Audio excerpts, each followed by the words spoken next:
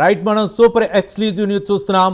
వైద్య సేవ పేరుతో వైద్యుల వ్యక్తిగత జీవితాలతో చెలగాటమాడుతున్నారు. రాష్ట్రంలో అత్యంత ప్రతిష్టాత్మకమైన ఎన్టీఆర్ వైద్య సేవా ట్రస్ట్ నుంచి ఏకంగా 20,000 మంది వైద్యుల వ్యక్తిగత సమాచారం దొంగతనానికి గురైంది. అత్యంత రహస్యంగా ఉండాల్సిన ఈ డేటా ఇప్పుడు ఏపీ ఎంసీ ఎన్నికల్లో పోటీ చేస్తున్న అభ్యర్థుల చేతికి చేరటం పెనుదుమారం రేపుతోంది. వైద్యుల ఫోన్ నంబర్లు, చిరునామాలతో ఎన్నికల ప్రచార సందేశాలు వెల్లువెత్తడంతో ఈ బాగోతం బట్టబయలైంది. ఇది కేవలం ట్రస్ట్ నిర్లక్ష్యమా, లేక ఓట్ల కోసం పక్కా ప్లాన్తో చేసిన డేటా చోరీ కుట్ర అన్నది ఇప్పుడు తేలాల్సి ఉంది. ఇదే అంశానికి సంబంధించి మరింత సమాచారం మా కరెస్పాండెంట్ శ్రీహరి అందిస్తారు. శ్రీహరి.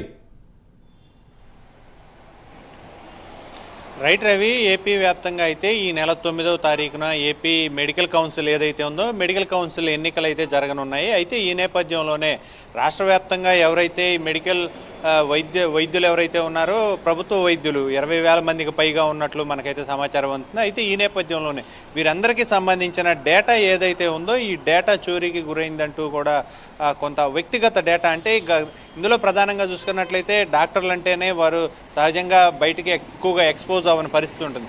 అయితే దీంట్లో ప్రధానంగా లేడీస్ ఎవరైతే ఉన్నారో వీరందరూ, లేడీస్తో పాటు జెంట్స్, ప్రముఖ డాక్టర్లు ఎవరైతే ఉన్నారో వీరందరిది డేటా కూడా బయటికి ఎక్స్పోజ్ అయింది. డేటా అయితే లీక్ అయిందని చెప్పని డాక్టర్లు అయితే కొంత గందరగోళానికి అవుతున్న పరిస్థితి కనబడతా ఉంది. అయితే ఏదైతే ఈ ఫిబ్రవరి 9వ తేదీన జరగబోయే ఏపీ మెడికల్ కౌన్సిల్ ఎన్నికలు ఏవైతే ఉన్నాయో ఇవి ఈసారి విభిన్నంగా జరగబోతున్నాయి. అయితే దీంట్లో ప్రధానంగా ఎప్పుడు ఓటింగ్ అనేది బ్యాలెట్ బాక్సులు లేదంటే ఓట్ స్లిప్పులు అనేవి ఉండేవి. కానీ ఇప్పుడు దానికి భిన్నంగా ఈ ఎలక్ట్రానిక్ ఏదైతే ఉందో ఈ సిస్టమ్ ద్వారా కూడా వారు ఓటు వేసేందుకైతే ఈ కొత్త సాంకేతికతనైతే ముందుకు తీసుకువెళ్తున్నారు. ఈ నేపథ్యంలోనే వాళ్ళకి కావలసిన ఏదైతే ప్రచారం ఏదైతే ఉందో ఎప్పుడూ కూడా క్యాంపెయినింగ్ జరుగుతూ ఉంటుంది.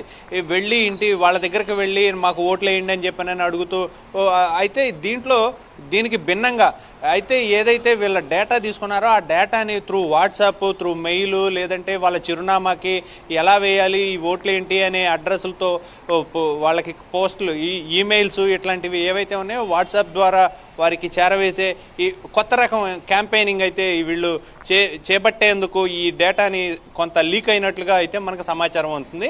అయితే దీంట్లో ప్రధానంగా ఇలాంటి డేటా, అంటే వ్యక్తిగత డేటా ఏదైతే ఉందో ఇవన్నీ కూడా బయటకు వెళ్ళటం వల్ల కొంత డాక్టర్లు అభద్రతా భావానికి గురవుతున్నారు. ఎందుకంటే డాక్టర్లు సహజంగానే బయటికి ఎక్కువగా ఎక్స్పోజ్ అవ్వని పరిస్థితి.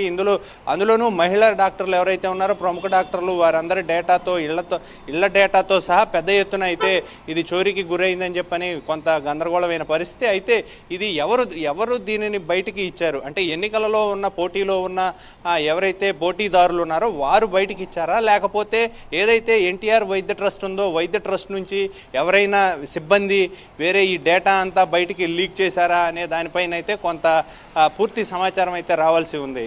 Ravi. Right, thank you Srihari.